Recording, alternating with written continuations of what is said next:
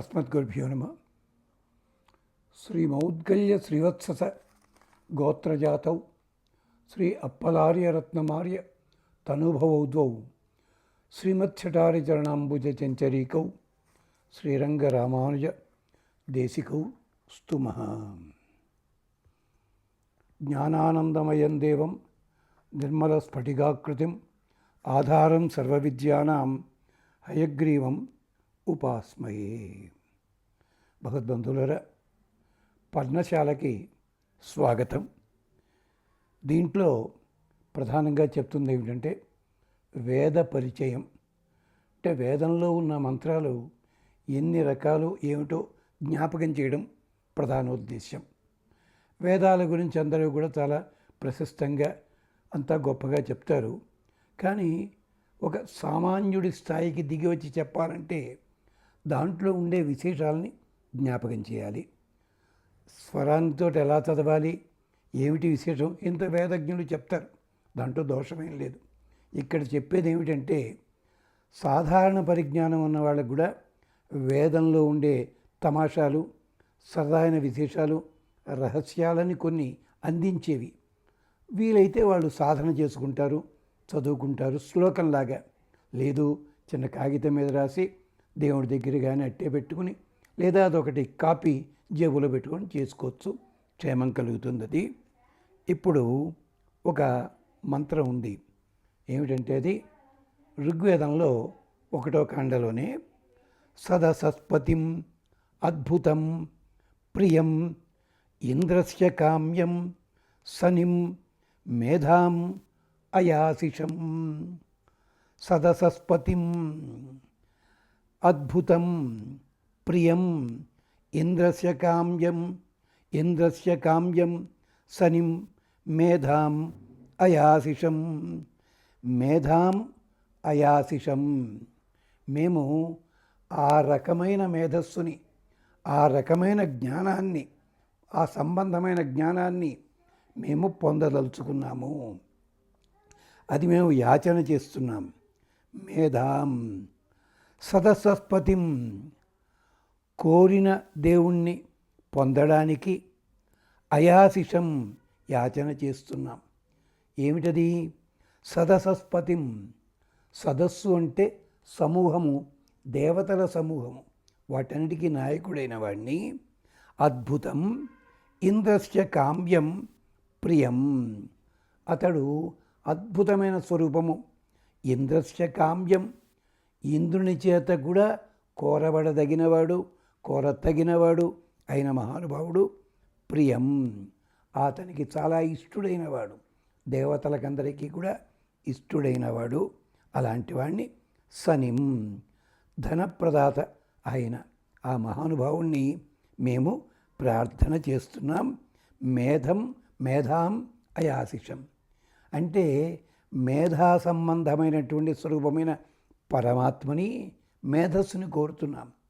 అంటే దేనివల్ల, దేనికోసం ఇది? ఇందాక చెప్పుకున్నందువల్ల దేవతలకందరికీ ప్రియమైనది.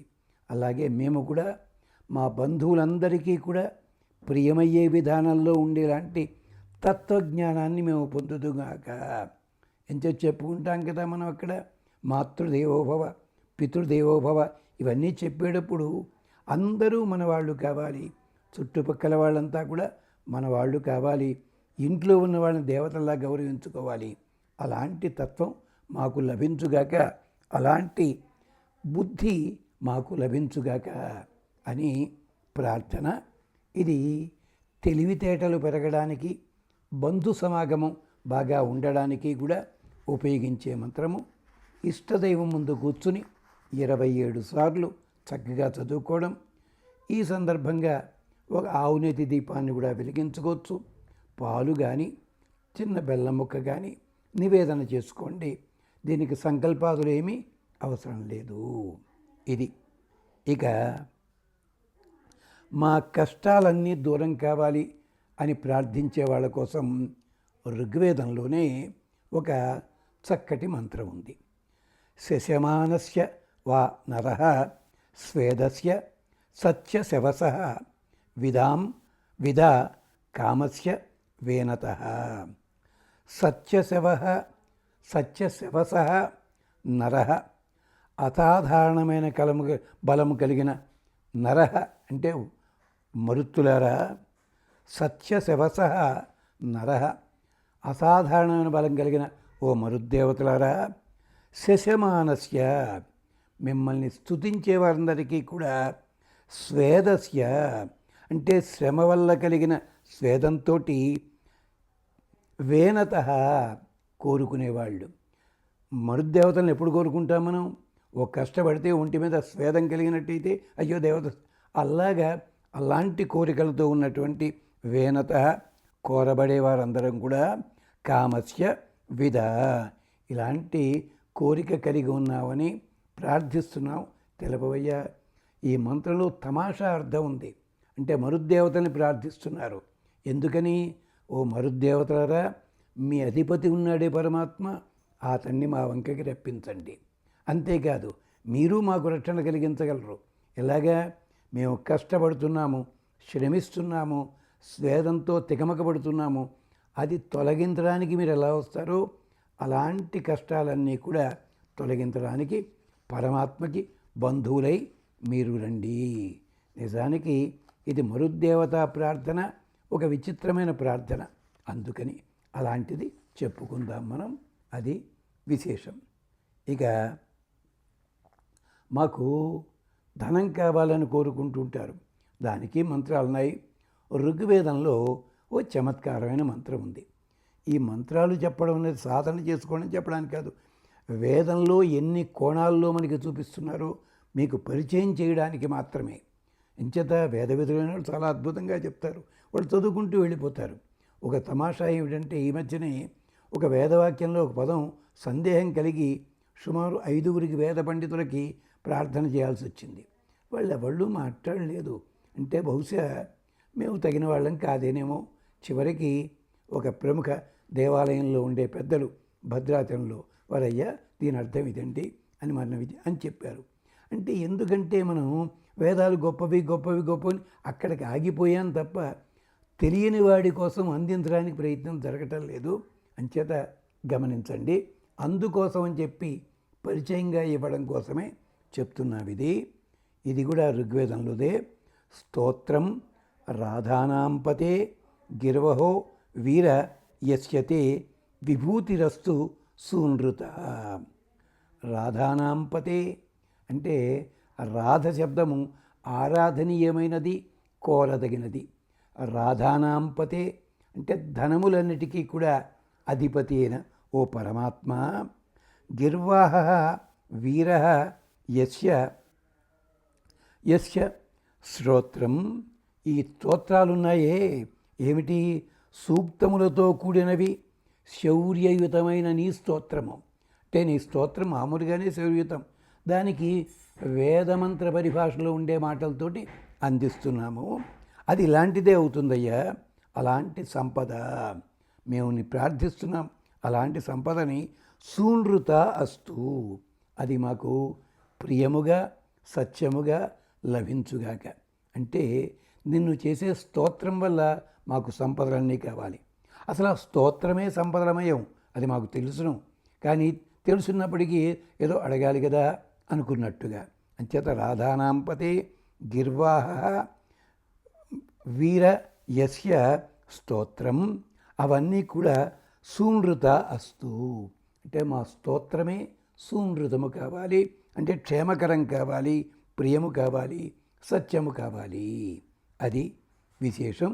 అందుకని ఇది ధనప్రాప్తి కోసం పెద్దలు చెప్తున్న మాట అని అంటారు. అది గుర్తుపెట్టుకోండి, సరిపోతుంది. ఇక మనకి కష్టం కలుగుతుంటుంది ఒక్కొక్కసారి. శత్రువులు ఉంటారు, వాళ్ళు ఎలా ఇబ్బంది పెడతారో తెలియదు. అలాంటి శత్రుబాధ నరఘోష తొలగాలి అంటే ఒక చిన్న మాట, ఒక చిన్న ప్రార్థన, అది కూడా మామూలు ప్రార్థనే.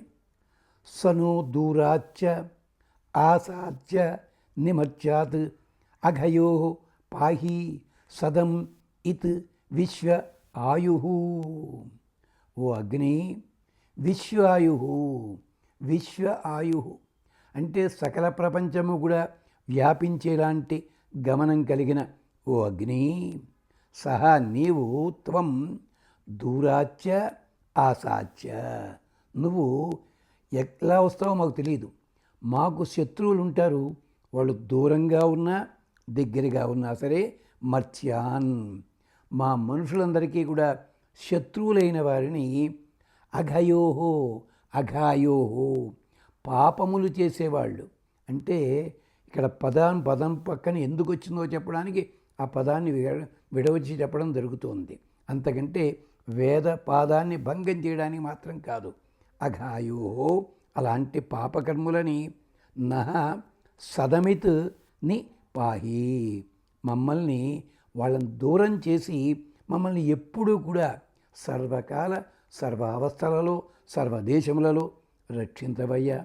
సహా నో దూరాచ్య ఆసాచ్య నిమర్త్యాత్ అఘాయో పాహి సదం ఇత్ విశ్వ ఆయు.